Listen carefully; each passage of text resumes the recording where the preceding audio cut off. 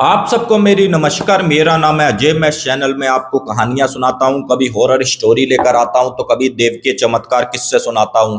आज का आर्टिकल हमारे पास आया है। राजस्थान का एक शहर पड़ता है जैसलमेर। जैसलमेर से ठीक 12 से 13 किलोमीटर की दूरी पर एक छोटा सा गांव पड़ता है। वहां का रहने वाला एक छोटा सा परिवार जिसमें 4 लोग होते हैं, माता पिता और 2 उनके लड़के। बड़े लड़के का नाम संजू जिसकी एज लगभग 18 से 19 वर्ष, छोटे बेटे का नाम विशाल जिसकी एज लगभग 14 से 15 वर्ष की होती है।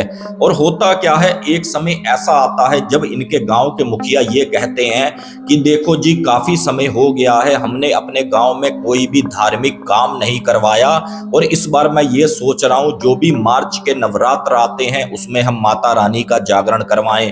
तो इनके गांव वाले भी काफी ज्यादा खुश होते हैं। ये कहते हैं सरपंच जी चिंता मत करो, जितनी हमसे बन पड़ेगी सहभागिता हम भी पैसे से मदद करेंगे, बस आप जागरण की तैयारी करो।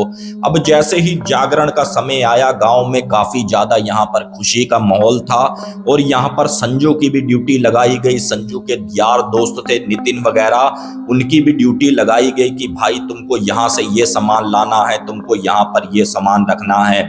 और ये अपना काफी मेहनत से लगे हुए थे। ठीक शाम 5 बजे यहाँ पर संजू को और जो भी इसके दोस्त थे, तो पंडित जी ये कहते हैं कि बेटा अब आपने तैयारी पूरी कर दी, अब आप चाहो तो यहाँ पर घर जा सकते हो।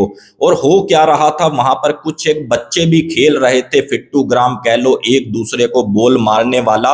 और एक जो उनकी बॉल थी बच्चों की वो चली जाती है कार के नीचे। तो बच्चे ये कहते हैं कि संजू भैया अपनी तरफ से जरा बॉल हमारी तरफ फेंक दो।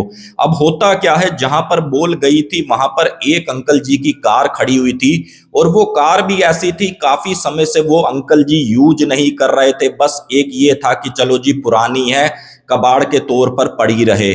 संजू भाई जैसे ही उस कार के नीचे हाथ डालते हैं तो उनको एक नींबू हाथ में आता है और ये देख कर हंसते हैं, यार ये क्या चक्कर है, इस पर तो सिंदूर लगी हुई है, मैंने तो बॉल के लिए हाथ डाला था। क्योंकि जो ये समय था लगभग शाम का हो चुका था, आधा उजाला आधा रात का अंधेरा भी लगभग शुरू था। अब ये तुरंत उस नींबू को फेंकते हैं और जो इनके हाथ में सिंदूर लगी थी इनको काफी ज्यादा जलन करने लगी।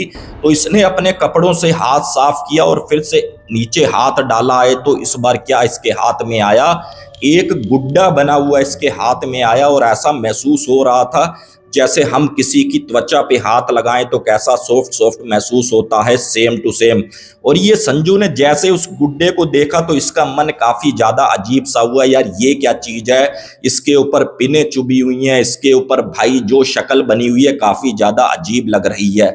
संजू ने फिर से वो गुड्डा फेंका और उधर से बच्चे कह रहे हैं कि भैया जल्दी से बोल दे दो, क्या आप मजाक कर रहे हो। तो संजू बोला बेटा रुको अभी बोल निकाल कर दे रहा हूं। अब जैसे ही संजू ने फिर से हाथ डाला है तो इस बार उसके हाथ में पोटली सी आई। पोटली में भी काफी, वही मैं आपसे कह दूं, टोने टोटके का सामान रखा था। तो बच्चे कहते हैं भैया आपने बॉल निकाल कर नहीं देनी तो मत दो भैया, क्यों टाइम खराब कर रहे हो। संजू कहता है बस बच्चों 1 मिनट रुको, अभी मैं तुमको निकाल कर दे रहा हूं। जैसे ही इस बार उन्होंने हाथ डाला है तो बॉल हाथ में आ गई और संजू ने बॉल उनकी तरफ फेंकी। तो यहाँ पर इसका दोस्त नितिन ये कहता है यार कहाँ तू बच्चों के साथ खेलने लग गया, चल भाई जल्दी जल्दी घर चलते हैं और रात को जैसे ही जागरण का समय होगा तो भाई संजू तू मुझे बुला लियो घर से, हम 7 साल चलेंगे। और होने को क्या था, जागरण था बिल्कुल ठीक सामने वाली गली में और जो इसके दोस्त का नितिन का घर था लगभग पीछे वाली गली में था। अब जैसे ही यहाँ पर रात के 8 साढ़े 8 बजते हैं तो ये दोनों जने अपना नहा धो के भाई फ्रेश हो चुके थे, इसका छोटा भाई और इसका ये अपना संजू भाई। तो यहाँ पर संजू अपने भाई से कहता है कि विशाल तू माता पिता के साथ चल आजा, मैं जरा नितिन को ले आऊं। गली में जाता है गाने गुनगुनाते हुए अपने मौज मस्ती के साथ और एक बाइक वाला काफी ज्यादा स्पीड से आ रहा था तो इसने ध्यान नहीं दिया। जैसे ये पार करने लगा है तो एकदम से टक्कर हुई, यहाँ पर संजू गिरा और काफी तेज इसकी चीख की आवाज निकली और यहाँ पर जैसे ही चीखा है तो जो इसका नितिन दोस्त था समझ गया कि भाई ये आवाज़ तो संजू की है, क्या हो गया। और उसका परिवार भी भाई अपने घर से भागता दौड़ता हुआ आया कि भाई क्या हो गया बेटा संजू, क्या हो गया। तो यहाँ पर संजू ये कहता है अंकल कुछ नहीं, एक बाइक वाला टक्कर मार के गया और मेरे चेहरे पर काफ़ी ज़्यादा दर्द हो रही है। अब इसको जैसे ही हॉस्पिटल में लेकर गए तो इसके हाथ में भी यहाँ पर काफ़ी ज़्यादा पेन होने लगा। तो डॉक्टरों ने ये कहा कि भाई हमें ऐसा लग रहा है जैसे इसकी अंदर से हड्डी टूट गई हो, लगता है रोड पड़ेगी। लेकिन हम ऐसा करते हैं इसके हाथ में प्लास्टर चढ़ा देते हैं, अगर नहीं फर्क पड़ा तो आने वाले समय में फिर हम रोड के लिए भी सोचेंगे। अब यहाँ पर इसके हाथ में प्लास्टर चढ़ाया, बाकी इन्होंने जागरण में कहाँ जाना था, चुपचाप अपने भाई ये घर आ गए। और यहाँ पर संजू की जो तकलीफ थी हाथ की काफ़ी ज़्यादा बढ़ती जा रही थी, काफ़ी ज़्यादा उसमें दर्द बना हुआ था। जैसे ही यहाँ पर 1 से 2 दिन बीते और रात का समय आया, लगभग 12 से 1 बजे संजू अपना आराम से सो रहा था और हल्की हल्की आवाज़ में एक आवाज़ आई, संजू संजू। ये 2 बार आवाज आई तो संजू ने जैसे ही आंख खुली है तो उसको ये महसूस हुआ कि भाई किचन से मुझे कोई बुला रहा है। ये अपना उठा है, ठीक किचन की तरफ गया और इसने जैसे ही एक गिलास पड़ा था ध्यान नहीं दिया, स्लिप पर इसका हाथ लगा और गिलास नीचे गिरा। अब जैसे ही गिलास नीचे गिरा है तो संजू की मम्मी भी उठ के आई कि बेटा क्या हो गया। तो इसने अपनी मम्मी से ये कहा कि मम्मी मुझे ऐसा महसूस हुआ है जैसे किसी ने मुझे आवाज़ दी है। तो यहाँ पर इनका ये कहना था कि बेटे कई बारी होता है, हमको ऐसा लगता है जैसे कोई हमें आवाज़ दे रहा है, लेकिन भाई तेरा भाई हमारे साथ सो रहा है, यहाँ पर कौन क्या है कोई भी नहीं है। तो संजू फिर से अपने बिस्तर में सोने चला जाता है और कुछ भी उसके बाद उस रात उसके साथ एक्टिविटी नहीं होती। लेकिन जैसे ही यहाँ पर अगली रात आती है तो समय था लगभग 12 से 1 बजे का और जो इसका भाई था छोटा इसके बराबर में सो रहा था। संजू करता क्या है, अपने बिस्तर से उठता है और जैसे ही ये उठा है तो एकदम से विशाल की भी आंख खुल जाती है। विशाल पीछे से आवाज मारता है भैया भैया, लेकिन संजू कुछ भी नहीं सुनता और अपना मेन दरवाजा खोलता है। जैसे ही कुंडी खुली खट की आवाज आई, इसके माता पिता भी जागे। अब माता पिता जैसे ही बाहर को निकल कर आए हैं अपने कमरे से, इतने में संजू भाई अपने घर से बाहर की तरफ निकल गया। यहाँ पर विशाल आया कि मम्मी पापा देखो संजू भैया कहाँ को जा रहे हैं आधी रात को। इसके पिताजी जैसे ही गए कि भाई संजू संजू, इसको कुछ भी होश में नहीं, अब ये अपनी होश में नहीं, इसकी आंखें बंद हैं और ये हल्की हल्की स्माइल के साथ बढ़ता हुआ जा रहा और इसका हाथ पकड़ते हैं और ठीक इसको इसके बिस्तर पर लेटाल देते हैं और विशाल से ये कहते हैं बेटा तू भी अपने भाई पर नजर रखना। अब जैसे ही सुबह हुई संजू से पूछा कि भाई रात को कहाँ जा रहा था। पापा मुझे नहीं पता, मैं तो अपने ही बिस्तर में सो रहा था, मैंने कहाँ जाना है। नहीं बेटा तू कहीं जा रहा था। तो यहाँ पर इसके पापा काफ़ी ज़्यादा टेंशन में आते हैं तो आनन फानन में इसको डॉक्टर के पास लेकर जाते हैं। तो डॉक्टर भी यही कहते हैं कि भाई साहब टेंशन की कोई बात नहीं है, काफ़ी लोगों में सिम्टम्स आते हैं, अगर वो पहले से बीमार चल रहे हैं तो भाई वो नींद में उठकर चलते हैं, बाकी कोई घबराने वाली यहाँ पर बात नहीं है। अब ये इसका परिवार यहाँ पर संजू को लेकर वापस आ जाता है, लेकिन इसी बीच में कुछ ना कुछ यहाँ पर संजू की एक्टिविटी अलग होती जा रही थी। रात को उठकर दीवार की तरफ देखकर पता नहीं किससे क्या क्या बातें कर रहा है। और जो इसका विशाल भाई था अब इसने भी इससे किनारा कर दिया कि मम्मी मुझे भैया के पास सोने में डर लगता है, रात के 1-2 बजे उठते हैं, दीवार की तरफ पता नहीं किससे बातें करते हैं, भैया के पास मैं नहीं सोऊंगा, मम्मी पापा मैं आपके पास सोऊंगा। अब इसके परिवार वालों ने भी कहा ठीक है बेटा तू हमारे साथ सो जा। अब यहाँ पर जैसे ही हफ्ता 10 दिन बीते और इसकी आदत और बढ़ती चली जा रही थी रातों को उठना बात करनी, तो जो यहाँ पर संजू के मामा का लड़का था उसने ये कहा कि मम्मी छुट्टी का समय हो गया है हमारे स्कूल की, क्यों ना हम एक बारी संजू भैया से मिल कर आए कि उनका हाथ फ्रैक्चर हुआ था, बीमार हुए थे, हम पता करने भी नहीं गए। तो उनकी मम्मी भी सीधा आ जाती हैं और उस लड़के का भी नाम आपको बता दूं अरुण नाम होता है। अब जैसे ही यहाँ पर आए अच्छा से खाना पीना हुआ और अरुण ये कहता है कि भैया मैं तो अपना रात को संजू भैया के पास सोऊंगा। अब ये जैसे ही भाई अरुण सो रहा था संजू के पास, लेकिन इसको अभी नींद नहीं आई थी, क्योंकि नए घर में आने के बाद थोड़ा सा बंदे को नींद की समस्या होती है। अब जैसे ही यहाँ पर 12 से 1 बजे हैं और संजू भाई उठे और खिड़की के पास जाकर क्या बोले कि मैंने तुझे मना किया था ना यहाँ मत आ, अब तू यहाँ पर क्यों आया है, चुपचाप चला जा यहाँ से, चला जा यहाँ से। इतना बोलते हैं और इसका जो भाई आया हुआ था, बुआ का लड़का अरुण, वो ये सब कुछ देख रहा है कि सामने कोई नहीं खड़ा, भैया किससे बात कर रहे हैं। अब यहाँ पर अरुण संजू का हाथ पकड़ता है और संजू भी अपना बड़े मजे से बिस्तर में आके लेट जाता है। और अगले दिन अरुण भी वही सवाल करता है कि भैया किससे बात कर रहे थे। बेटा मैं तो किसी से बात नहीं कर रहा था। तो यहाँ पर अरुण ने अपनी मम्मी को बताया, उन्होंने उनसे कहा, बोले भैया इसकी यहाँ पर ये समस्या है, हमने काफ़ी सारे डॉक्टरों को दिखाया लेकिन भाई उनकी समझ से यहाँ पर परे हैं।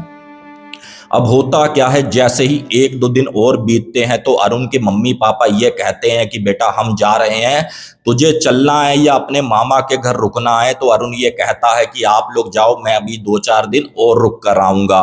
अब यहाँ पर अरुण फिर से संजू के पास सोया और संजू भाई फिर से रात को उठे हैं, दरवाजा खोला है और इस बार इसके माता पिता को भी पता नहीं चला, लेकिन अरुण अभी भी भाई जाग रहा था और अरुण ठीक इसके पीछे पीछे गया है। और जैसे ही पीछे गया तो संजू एक किसी मेड़ पर बैठा है और पता नहीं किससे बड़बड़ा रहा है कि भाई तुझे मैंने कहा है कि यहाँ पर अब तू मत आना और तू क्यों आया है, ये सब काफी तरह की बातें। और अरुण को ये समझना है कि भैया बोल किससे रहे हैं। अब जैसे ही यहाँ पर सुबह हुई तो कहीं अरुण की मम्मी का फोन आया, तो उसने अपने मम्मी पापा को बताया कि भाई ये भैया के साथ समस्या है और इधर मामा मामी ध्यान नहीं दे रहे भैया का। तो अरुण के जो पापा थे वो सीधा यही कहते हैं कि देखो भाई मुझे लग रहा है कोई ना कोई भूतिया चक्कर है, तुम एक बारी लेकर इसको मेहंदीपुर बालाजी चले जाओ, क्या पता लड़का तुम्हारा सही हो जाए। तो यहाँ पर इसके भी बात समझ में आती है संजू के माता पिता को। तो उन्होंने ये सोचा कि जो संजू की बहन है भाई जयपुर में ब्याही हुई है, क्यों ना थोड़ा सा समय उसके पास बिताएंगे, उसके बाद सीधा हम भाई जयपुर चले जाए, वहाँ मेहंदीपुर बालाजी चले जाएंगे। ये अपना जैसलमेर से एक गाड़ी बुक करते हैं, सुबह लगभग 4-1 बजे वहाँ से निकलते हैं। जैसे ही जयपुर पहुँचते हैं, जयपुर से थोड़ा सा आउटर इलाके की इनकी सिस्टर थी, उनके आगे जैसे ही गांव घर के आगे गाड़ी रुकी है और हॉर्न बजा है तो एकदम से संजू की बहन बाल खुले कर कर एकदम से ऐसे हकलाती हुई हड़ाती हुई बाहर निकल कर आई, बोली कि इसको तो मैं जान से मार दूंगी, ये मेरा दुश्मन है, मैं इसको जान से मार दूंगी। यहाँ पर संजू के माता पिता चक्कर में पड़ गए, बोले भाई अब ये क्या सीन हो गया, हम तो अपने लड़के को मेहंदीपुर बालाजी लेकर जा रहे थे, ये हमारी लड़की को क्या हो गया। तो यहाँ पर जब उसके पति से बात करी तो उसके पति का ये कहना था कि भाई साहब हमने काफ़ी सारे यहाँ के तांत्रिकों को दिखाया, काफ़ी सारे बाबाओं को दिखाया, लेकिन उनकी समझ से परे हैं। उनका ये कहना है कि भाई कोई ये जिन का सीन है। तो यहाँ पर होता क्या है, आनन फानन में इसकी बहन को भी बैठाला जाता है गाड़ी में और उसको भी लेकर सीधा मेहंदीपुर बालाजी जाया जाता है। अब वहाँ पर जैसे ही दोनों को बैठाला है, सबसे पहला उपचार हुआ था संजू की बहन का। संजू की बहन का पता चला कि भाई एक लड़का काफ़ी ज़्यादा इसकी बहन से प्यार करता था और वो भी इसकी बहन की जब शादी हो गई उसके बावजूद, और किसी तरीके से उसने इसकी बहन का कपड़ा कहीं से ले लिया और इस पर तांत्रिक क्रिया करवाई और एक जिन्न को छोड़ दिया इसकी बहन पर। और इसकी बहन ने तो ये भी कहा था कि भाई मैं शादीशुदा हूँ, अब ये प्यार व्यार वाला लफड़ा ठीक नहीं रहता। और उसके बाद उसकी बहन भी वहाँ पर किसी तरीके से नॉर्मल हुई। अब संजू की बारी आई तो संजू के लिए पंडित जी ने ये कहा कि भाई इस पर बेताल शक्ति का असर है, इतनी ईजिली तरीके से ये नहीं हटेगी और यहाँ पर आपको कम से कम भी 3 महीने बराबर आना पड़ेगा। और संजू भाई बराबर 3 महीने वहां पर आए और उसके बाद फिर पंडित जी ने ये पूछा कि बेटा ये बता, किसी चीज के ऊपर से निकला था, क्या हुआ था, याद कर, पूरा दिमाग लगा। तो संजू ने फिर कहा कि हमारे गांव में माता रानी का जागरण था, वहां पर ऐसे टोना टोटका किया हुआ था। तो पंडित जी का ये कहना था कि भाई वहां पर किसी ने बेताल के नाम का टोना टोटका किया था जो काफी ज्यादा स्ट्रोंग था, और उसको तूने छुआ और उसके बाद तेरा ये हाल हुआ। अब जैसे ही यहाँ पर भाई संजू भाई अब नॉर्मल हो गए, उसके बाद ये अपने परिवार को राजी खुशी घर ले आते हैं। और ये पूरा आर्टिकल मुझे किसी और ने नहीं, विशाल ने भेजा है। और ये इनके साथ इंसिडेंट कोई बहुत ज़्यादा पुराना नहीं है, यही आप लगा लो सन 2022 मार्च के महीने की बात है। और इन्हीं के साथ साथ देखो भगवान की कितनी अच्छी कृपा हुई, जो संजू की इकलौती बहन थी वो भी यहाँ पर नॉर्मल हो गई और संजू भी यहाँ पर नॉर्मल हो गया। ये छोटा सा आर्टिकल अगर आपको पसंद आया तो प्लीज़ चैनल को सब्सक्राइब करें, प्यारा सा कमेंट करें कि ये स्टोरी आप कहाँ से देख रहे हैं। मिलते हैं एक बार फिर किसी और न्यू हॉरर स्टोरी में। जय हिंद, जय भारत।